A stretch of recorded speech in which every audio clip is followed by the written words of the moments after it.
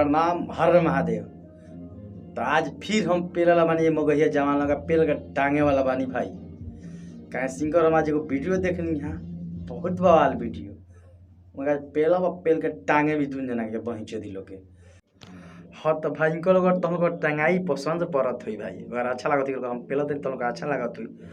तो कमेंट जरूर कर लो। आ जे भाई कमेंट करी हमारा यूट्यूब पर उनकर हम अगला वीडियो में नाम धरम का कमेंट कर बोला पूरा यूट्यूब चैनल के बोल नाम धरम, ठीक बा।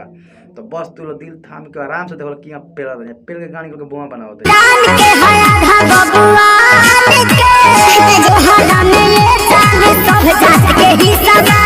एकरे कहते हैं जातिवाद। अच्छा तो जातिवाद बगाना में हई अपना माई के बुढ़िया चोदौले बड़ा लो हई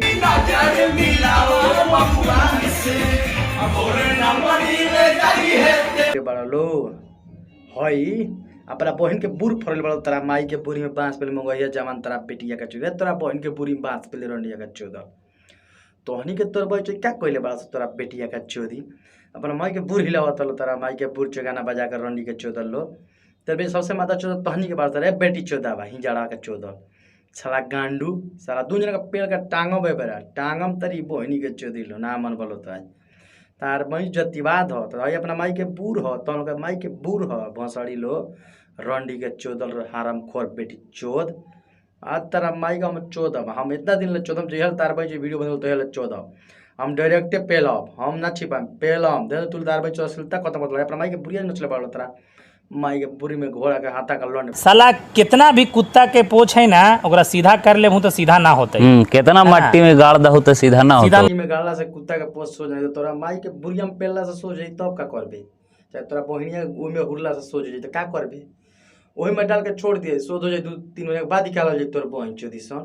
काहे टेंशन ले बस कर बहन सोच कह दिए सोच तो करे के हमनी के तोरा बहन के पा बहनी के भातरा का बोला है रे चूतिया सुन ले। काफी ज्यादा भोजपुरी में मामला उठ रहा है अश्लीलता को लेकर,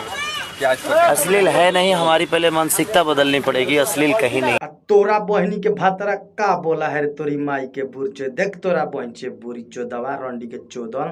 देखबी क्या कहलबा तोरा शरीर में तनिको खरोच लागल त तोहरे पूरा साम्राज्य के माई चोदे बहन के बुरचे तारा माई के बुरिया में पेला ता बोतलावा पेलम तारा माई चो मरिए जीव गांडू तारा बेटिया का चोदी तोरा माई के पेल के टांगलम तार बहन चो लाड़े प कथि के तार बहन चो घर धांसल के चोदल लो टांगलम तारा माई के चोदी। हाँ तो भाई तो लोग वीडियो बढ़िया लगल तो लाइक कमेंट जरूर करिए लो आ जे भाई कमेंट करी तो उनकर लोग के अगला वीडियो में जरूर नाम लेम हम का कमेंट कर बोलो इहो बताएम हम, ठीक बा। और तो लोग बढ़िया लागल है वीडियो तो शेयर आ कमेंट जरूर कर लो सब्सक्राइब जरूर कर लो आएंगे लोग माई